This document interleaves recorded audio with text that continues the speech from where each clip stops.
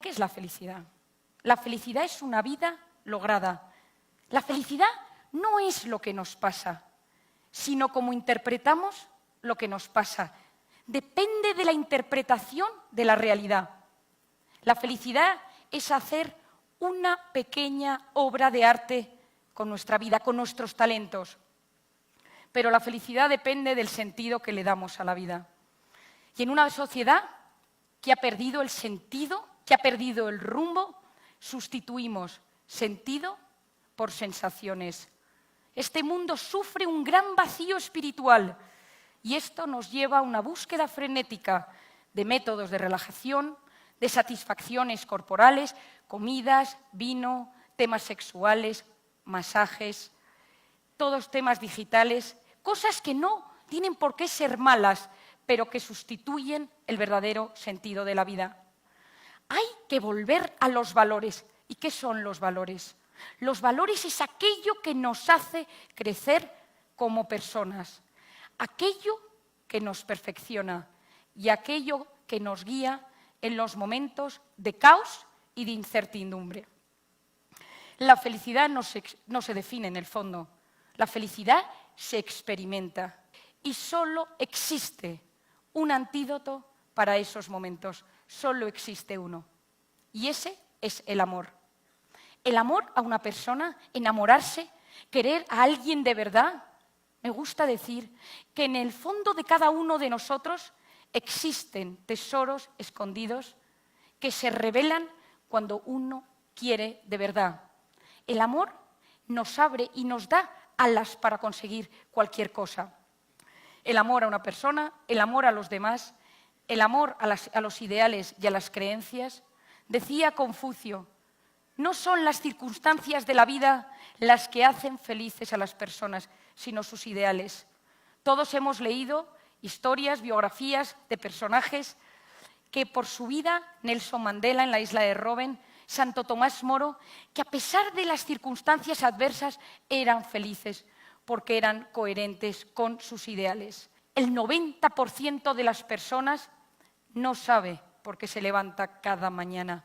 Hemos perdido los motivos para alegrarnos y muchas veces la tristeza, el rencor y el mal humor se han convertido en dictadores de nuestra vida. Como psiquiatra, suelo definir la felicidad como vivir instalado de manera equilibrada en el presente, habiendo superado las heridas del pasado y mirando con ilusión al futuro. Los que viven enganchados en el pasado son los depresivos, son los resentidos, son los amargados. Los que viven constantemente angustiados por el futuro son los ansiosos. Depresión y ansiedad, las dos grandes enfermedades del siglo XXI. Nosotros nos hemos olvidado que solo tenemos capacidad de actuar en el hoy y en el ahora. El 90% de las cosas que nos preocupan nunca, jamás suceden, pero nuestro cuerpo y nuestra mente lo viven como si fuera real.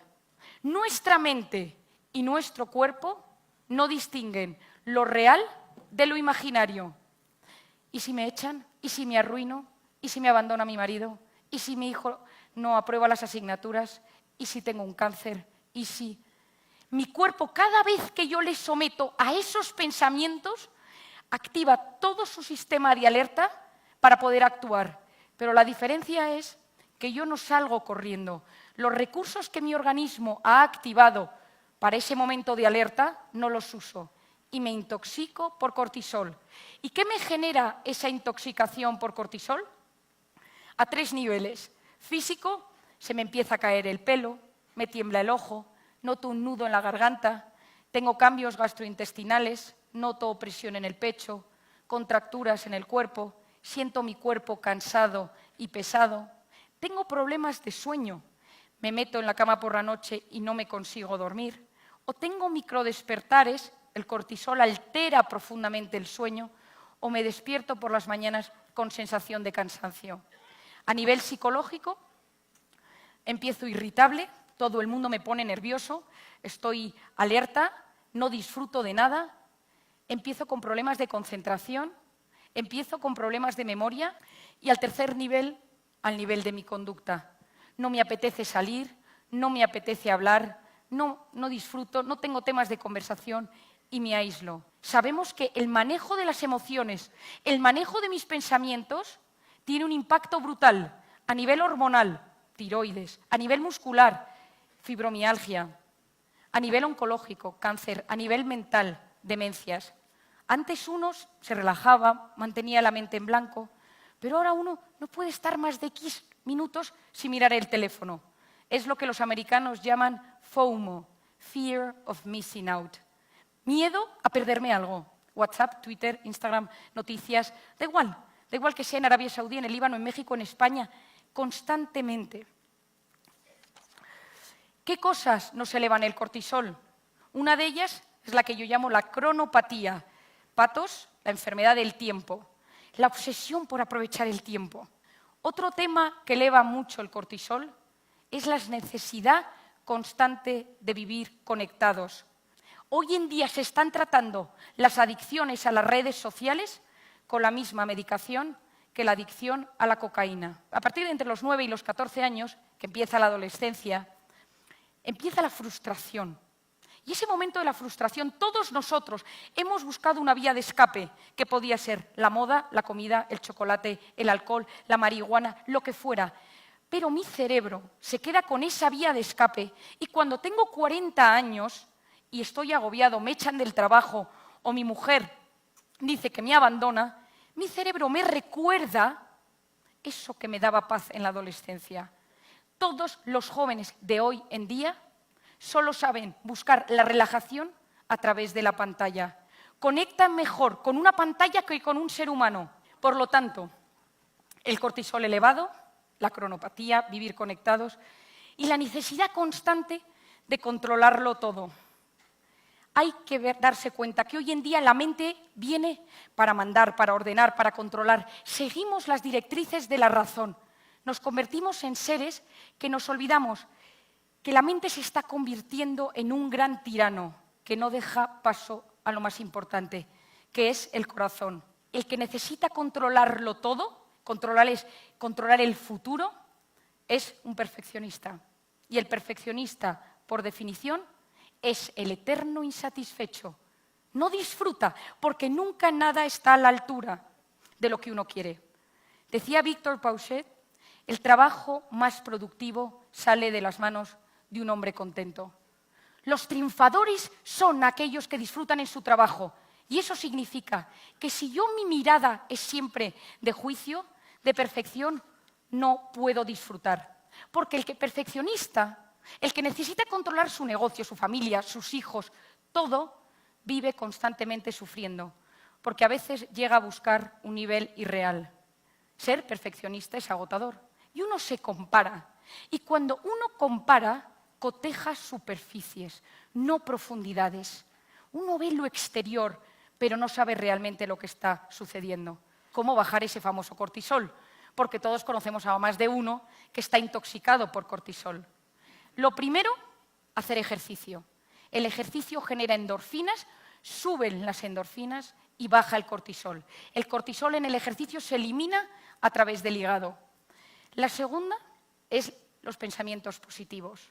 La actitud previa a cualquier circunstancia, sea una cita de trabajo, una cita romántica, un examen, determina cómo respondo a ella.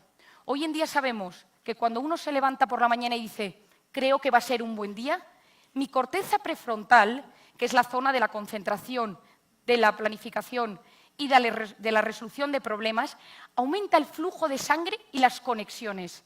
Cuidado con el autoboicot que nos lleva a fracasar antes incluso de haber empezado. Solo con pensar lo voy a conseguir, mi cerebro se activa para que yo sepa y sea capaz de hacerlo. La diferencia entre nuestra mejor versión y nuestra peor versión es la actitud que yo tengo ante la vida.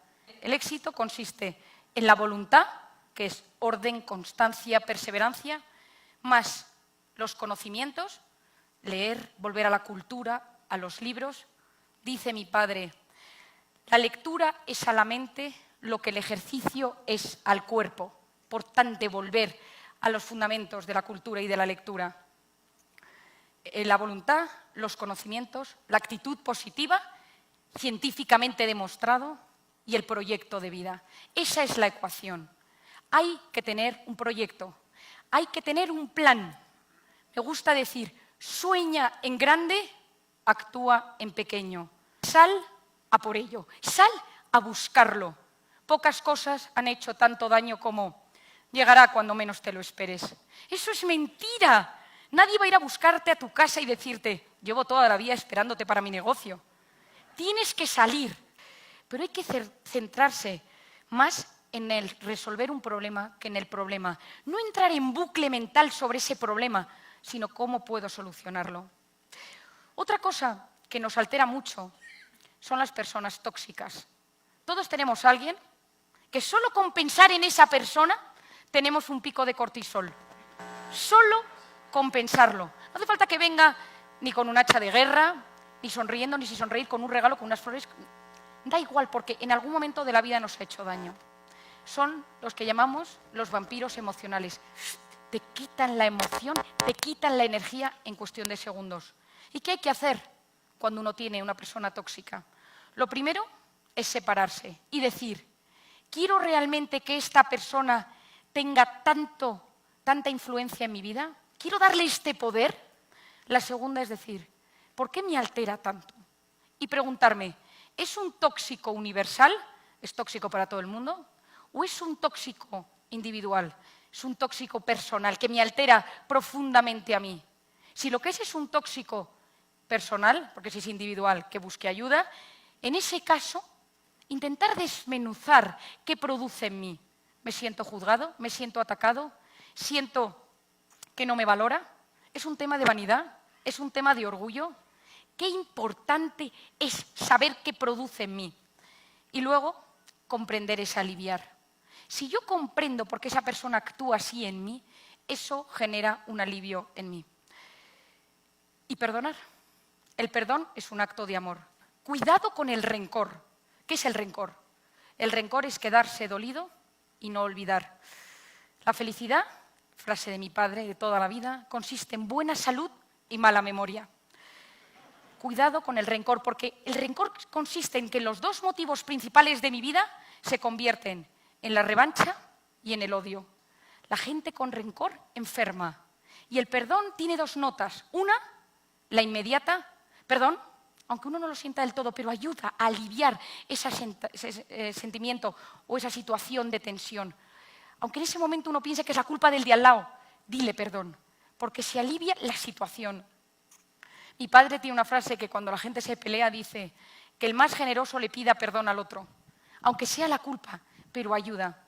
Y la segunda nota del perdón es a largo plazo y es, el perdón consiste en renunciar al odio y a la revancha. Perdonar es ir al pasado y volver sano y salvo, y volver ileso. Y se perdona, a veces cuesta, y no es que sea algo fácil, hay que evitar hacerse las víctimas, hay que intentar evitar en nuestra mente ese paisaje mental tóxico, pero hay que ver a la persona que nos ha herido digna de compasión. La base de un cerebro sano es la bondad. Hay que basar nuestras relaciones en lo que nos une más que en lo que nos separa. Si buscamos argumentos, siempre tendremos miles para separarnos, pero hay que unirnos. La compasión es superior a la empatía. La empatía es la capacidad de ponerse en el lugar del otro. La compasión es que me pongo en tu lugar, pero con instrumentos te tiro para arriba. Tenemos que volver a mirar a nuestro interior. Cuando yo hablo de meditar, cuando hablo de todo esto relacionado, hablo también de que hay que aprender a parar, frenar para ver, observar y disfrutar. Seguro que os habéis fijado que para observar y contemplar de verdad hace falta pararse. Corriendo no se percibe la belleza. Miramos tanto el reloj que no damos tiempo a lo importante. Aprovechar una tarde de domingo y poner el teléfono en modo avión, sin miedo a desatender una llamada, sin estar constantemente preocupados por una noticia, por un tuit. No pasa nada. No necesitamos estar conectados las 24 horas del día. Hay que aprender a perder un poco de tiempo ganando en paz y en serenidad.